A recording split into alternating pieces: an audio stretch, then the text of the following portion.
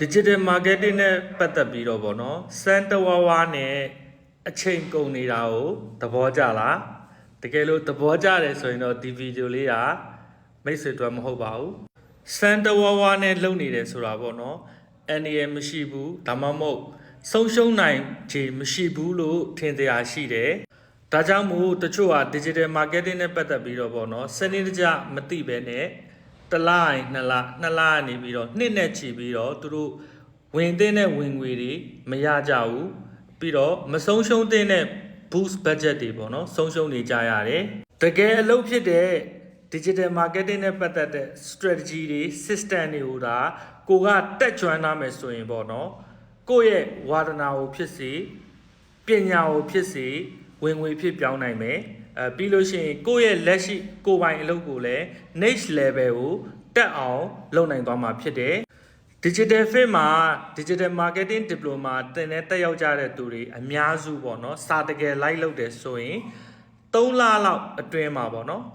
သူတို့တွေအများကြီးတိုးတက်ပြောင်းလဲသွားခဲ့ကြတယ်ဒီလိုတိုးတက်မှုတွေကြောင့်ပေါ့နော် review ကောင်းတွေကိုလည်းကျွန်တော်တို့ပေးသွားခဲ့ကြတဲ့သင်တန်းသားများစွာရှိတယ်တချို့တွေအလုပ်တစ်ဖက်နဲ့မအားတဲ့ကြားတက်ကြတယ်မိသားစု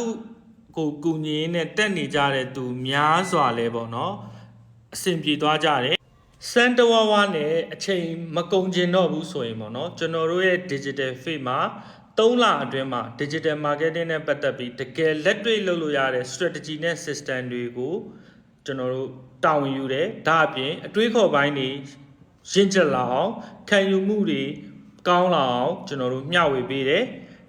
တင်တဲ့တက်ဖို့စဉ်းစားနေတဲ့သူတွေတင်တဲ့တက်နေတဲ့သူတွေအတွက်အရေးကြီးဆုံးကတော့ speed လို့ခေါ်တဲ့မြန်မြန်ဆန်ဆန်ဆုံးဖြတ်ခြင်းမြန်မြန်ဆန်ဆန်အကောင့်ထဲပေါ်ခြင်းဟာအရန်ကိုမှအရေးကြီးတယ်ကျွန်တော်တို့ရဲ့ system ရဲ့ strategy ရဲ့ပေါင်းမယ်တင်တဲ့တက်တဲ့သူရဲ့ speed နဲ့ commitment ပေါ့နော်မြန်မြန်ဆန်ဆန်တာဝန်ယူမှုတာဝန်ခံမှုနဲ့စ조사မယ်ဆိုရင်ရလဒ်ကောင်းတွေထွက်လာမှာဖြစ်ပါတယ်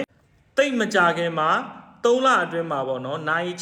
60တက်ရတဲ့ digital marketing diploma တန်းခွဲအသစ်ကိုစတင်တော့မှာဖြစ်ပါတယ်သတ်မှတ်ထားတဲ့သင်တန်းသားဥယျာဉ်ကိုကျွန်တော်90% scholarship တွေပေးထားတာဖြစ်ပါတယ်